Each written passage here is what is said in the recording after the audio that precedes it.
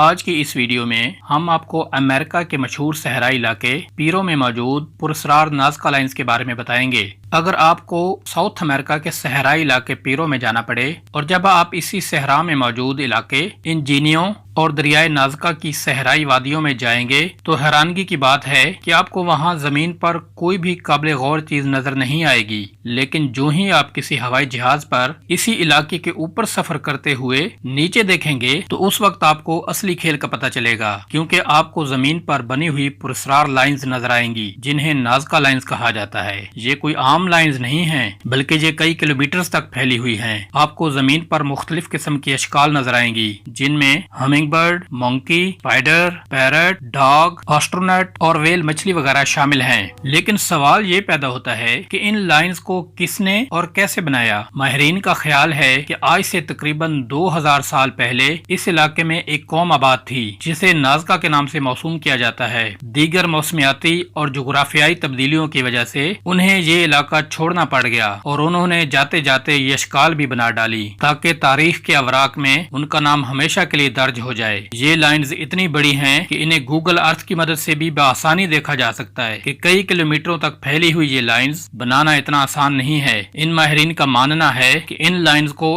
Aliens نے بنایا ہے۔ مختلف اشکال بنا کر وہ انسانوں کو یہ پیغام دینا چاہتے ہیں کہ آج بھی وہ دور کسی سیارے پر آباد ہیں اور ایلینز مختلف ادوار میں اڑن تشتریوں کی مدد سے زمین پر آتے جاتے رہے ہیں۔ ان پراسرار لائنز کو بنانے کے پیچھے کس کا ہاتھ ہے، یہ آج تک ایک معمہ ہے۔